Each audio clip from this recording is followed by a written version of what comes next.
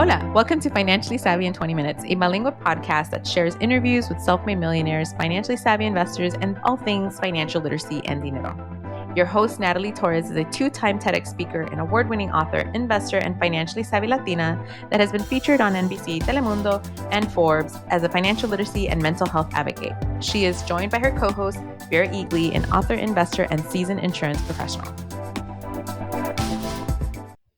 Hey everybody, this is Vera.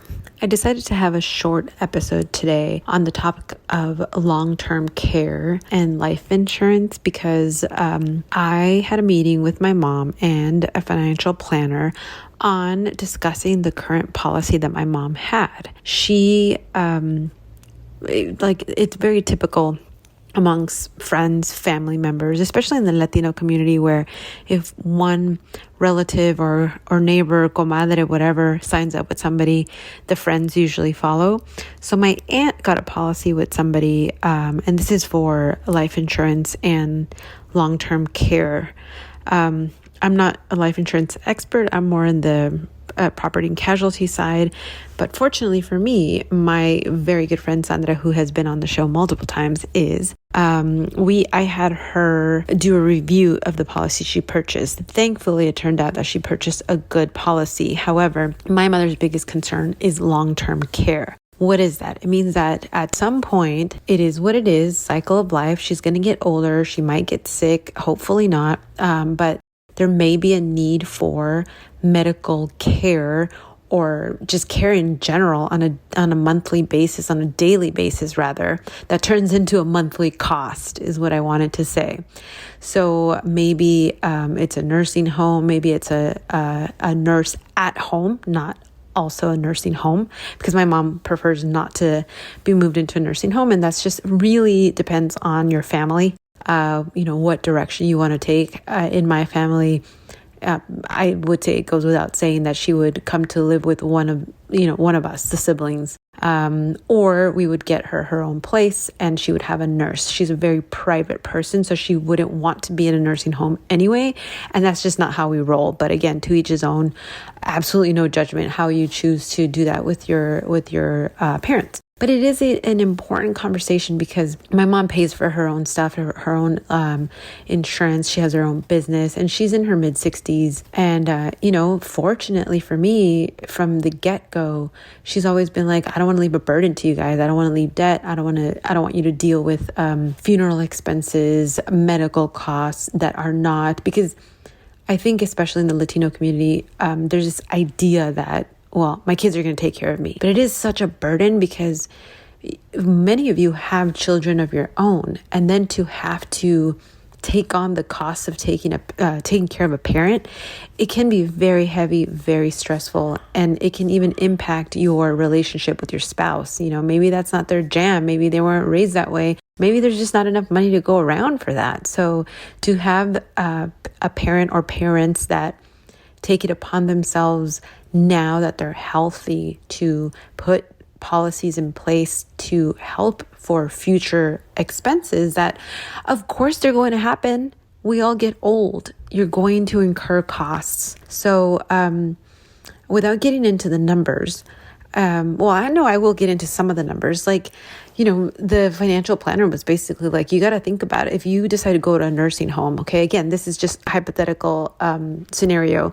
You got to put aside at least $8,000, $6,000 to $8,000 to be able to pay for that. It's very expensive. Even if the parent comes and lives with you, and if they need a nurse, how much is an in-home nurse or somebody that even just doesn't stay there but just comes in? It's costly. Or if you as the child decide to take on the work of taking care of the parent, you still have to purchase things in order to set things up. Maybe you have to do in addition to the house. I don't know, there might be medical devices, there might be accessibility things that you need to do to your home. It is going to cost. Anytime there's any type of big change in your life, especially has to do with medical costs. They can happen very quickly and they can get high very quickly.